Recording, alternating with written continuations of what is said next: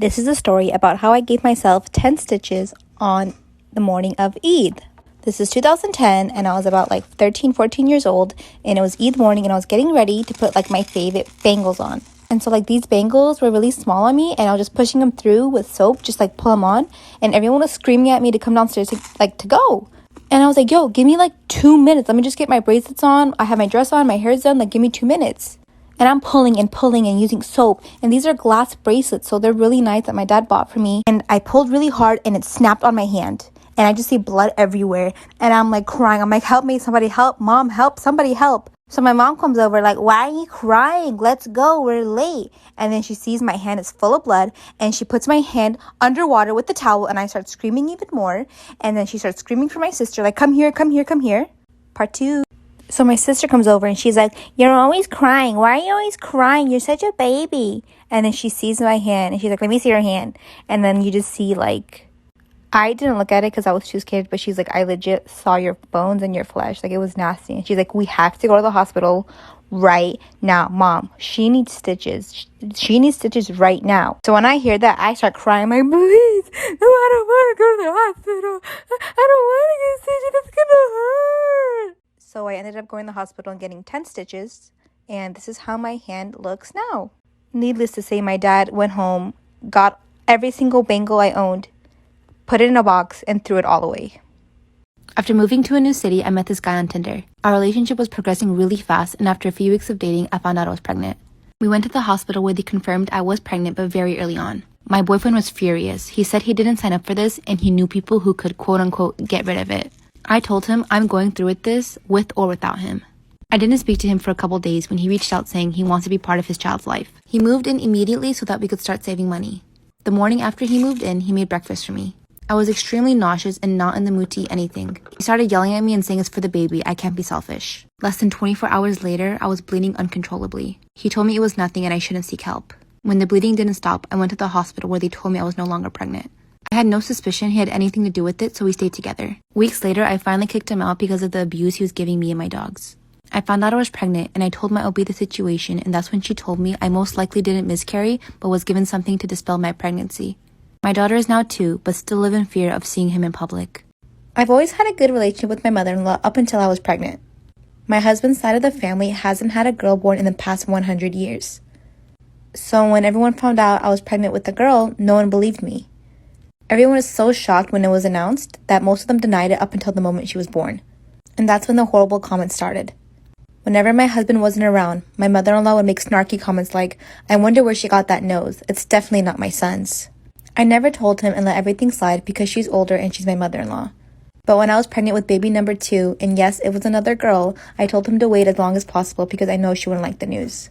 When she found out it was a girl, she started sobbing and screaming. She was calling me a whore and demanded that I get out of her house. Those girls are not ours. She's a whore, a slut. My son did not make those girls. She looked at me and said, I let you get away with it the first time. I took you in as family. I allowed my son to believe he fathered that brat, but I will not allow it again.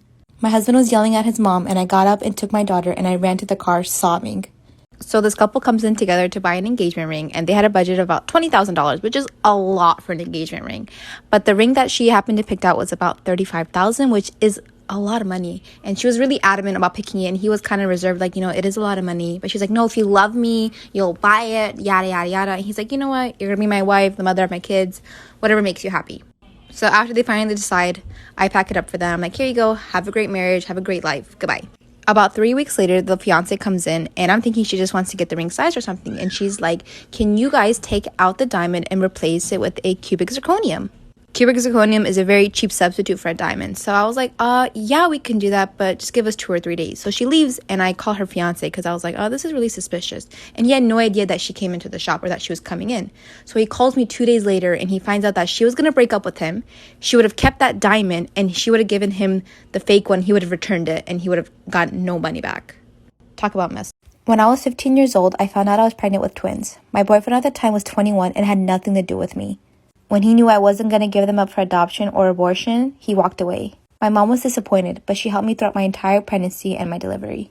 A few weeks before my due date, my boyfriend texted me saying he broke up with this girl and that he wanted to get together and he was going to try to become the best dad he can.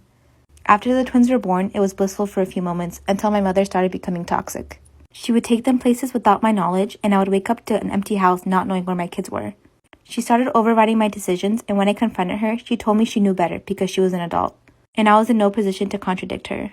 After years of this happening, I finally had enough, and I managed to get enough money to afford a hotel for a couple of nights while I decided what to do. I asked my aunt to watch my kids for a few days so I can go out and find a job. And when I returned to the motel, they were gone. All of them. Hey guys, this is actually a story one of you guys sent in from your own personal experiences, so they'll be in the comments looking for advice, so please be nice and look forward to part 2. When I returned back to the hotel, my twins and my aunt are missing. No phone call, no message, no nothing.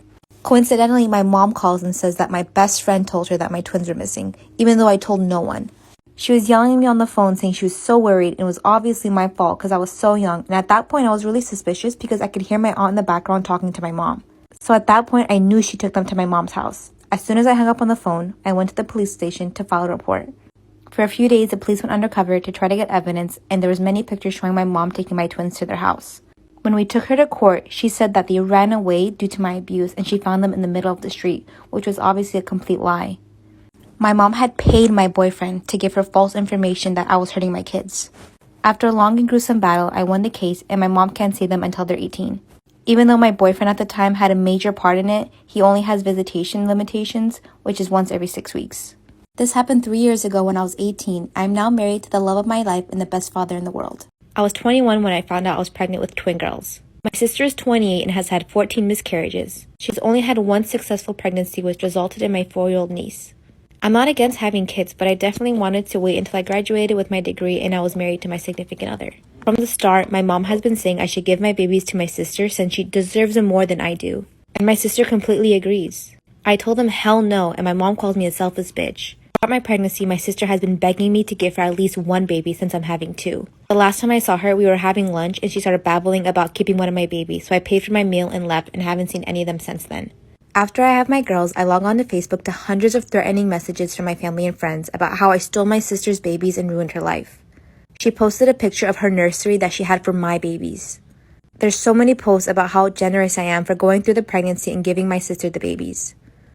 She told everyone I was giving her my babies, and she has my pictures of them in the NICU saying how she can't wait to bring them home.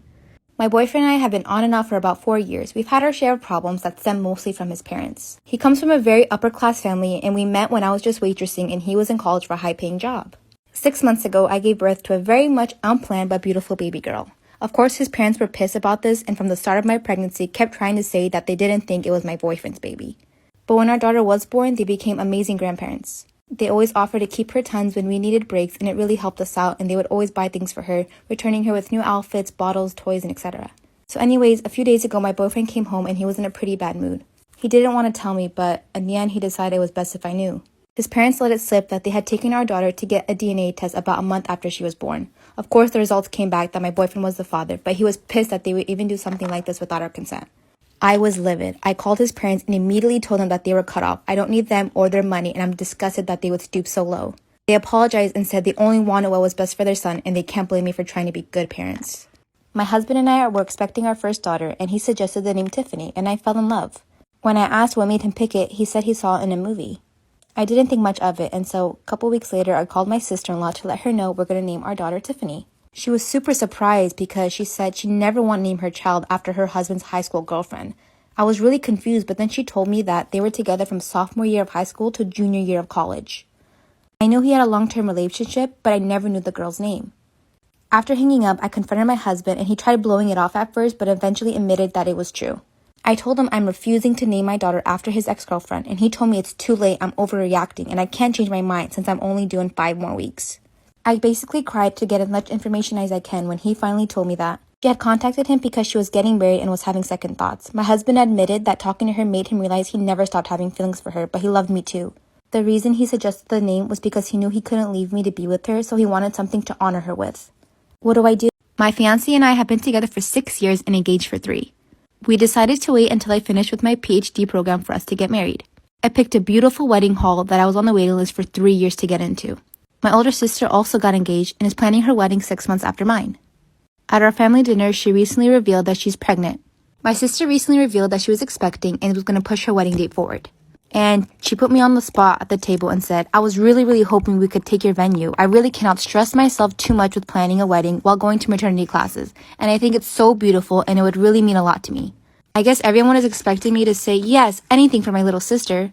And when I looked at her, I had said, I don't know. I have my heart really set on this venue. She started crying and she stormed out of the room.